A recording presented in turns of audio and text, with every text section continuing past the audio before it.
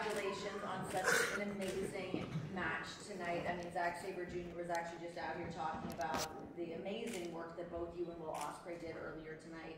How are you feeling to be able to go out there and still have that championship around your waist?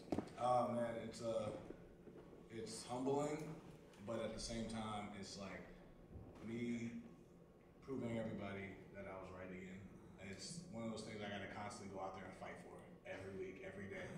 It's like, that's what it's like this man once said, being part of AEW is just constantly, always fighting, you're always defending. And I relate to that so much because I've been doing that all my whole career. People think I'm good to a certain level, or the expectations of me are always getting lower and lower until I like break through, and then they gotta create another ceiling. And so like, I feel like me and Will, we have this chip on our shoulder to just constantly prove why this place is special. And we are so like competitive in every aspect of this game. And that's why I've always respected him. You know, I still respected him all the way up into this match. I have my methods, I get into people's heads, and that's kind of like my boxer mentality. I want to get into your head, and I'll poke at every part of you until I get you where I need you to be. And that's what got me the win tonight. But definitely, I feel like I silenced a lot of critics, and I'm going to have to do more because there's going to be more questions coming up, probably tomorrow, and then by Dynamite on Wednesday, or by All In Wembley. Let's open up the floor to media. Hey Swerve, congratulations. This is Jeff from I Heart Philly, HSP podcast. So you kind of had a little moment there with Will after the match. Would you care to share what you said, or do you want to keep that between you and Will? I honestly just told him I love him, man, and he's the best in the world. He's one of the best talents I've ever seen, and it's going to be a long time till you find someone as special as him, like how he does it, and I can't wait to do it with him again someday.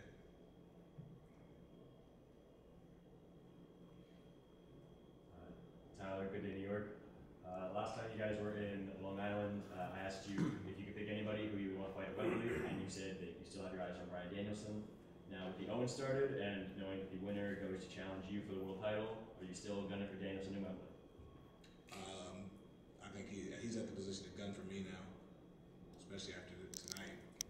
But I still want that win back so bad. That's something that still irks me to this day. That loss for Bryan, because he's someone I idolize and I look up to, especially coming from the Pacific Northwest. We both share the Seattle, Tacoma, like native background, and from his career for the last 10, 15 years, I've been watching and studying that man and getting in the ring with him, feeling how special he is. That's a win that I need to mark off my list. And I don't have a long list really. There's very small, but definitely Bryan Danielson's at the top of it. Who else is on that list? You know. You know. Just checking. I've gotten in the ring with them twice now. Still, like I said, it's a small list. These are guys, once again, I respect and I look up to for a long time. But those are the guys I want to knock down for sure. Respectfully. Other questions? Congratulations on retaining the championship. Carlos Montosa for Flex Sessions. We saw how immersed people were with this storyline. We saw how immersed you were with it, how immersed Will was with it too. How do you feel moving forward with different storylines like MJF, which is probably on a redemption path, going for the chip, Daniel Garcia, which is probably the next superstar. How do you feel about it, and how do you think you can help out the division building storylines with that purpose? Get people involved and more excited when you guys come out there. For me, my method is always to get as personal as possible. I like to get to the bone and really feel what people are fighting for, what means the most to them, what's in your heart. And that's where I feel like me and Hangman had that story that really propelled into something that not anybody expected. Not even me and him. I've never worked with Hangman ever in my career, never really known him too much. But we got got to the point of like what is in our hearts, what are we fighting for, what means something to you, and that's where we really get to the root of things, and then it kind of branches out from there. So I feel like with like a Daniel Garcia, we need to get to the root of what's driving him to be the next big star. MJF, he always has tons of layers that he pulls back year after year after year, and so now like it's him finding a way to mature to the next stage of who MJF is now, because he's already had the championship. So now what means something to him now?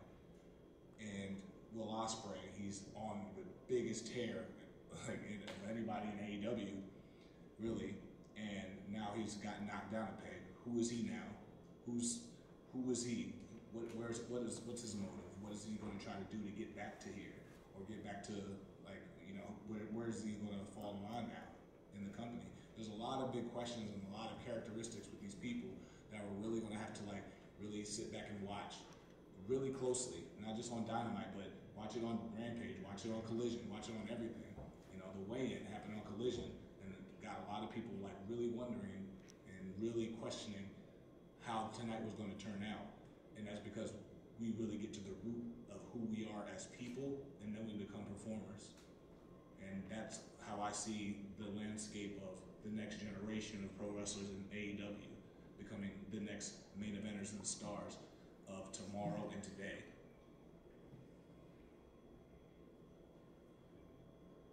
Corey Lee with the Wrestling Observer. This is actually a question I've asked a couple times when I've spoken to you. Jim Jones. Yeah. Let's talk about it. How did that come about? And then the other question I actually have for you is, this was the first pay-per-view that you actually main evented. It was a triple main event with Double or Nothing. The final match was the Anarchy Union. This was the main event that did 10,000 people at the show. And Over 11. Over 11 and $1 million gig, correct? Yeah. Talk a little bit about how you feel about that now you're kind of in your, now third month as champion, and you've now headlined over 11,000 seat arena plus $1 million gate.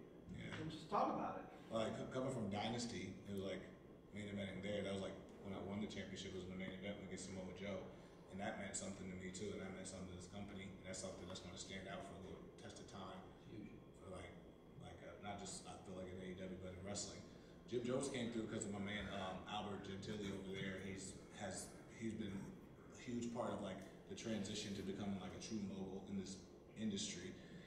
Like he was responsible for the Kevin Gates with in the tag championship celebration. He was responsible for Rick Ross coming through.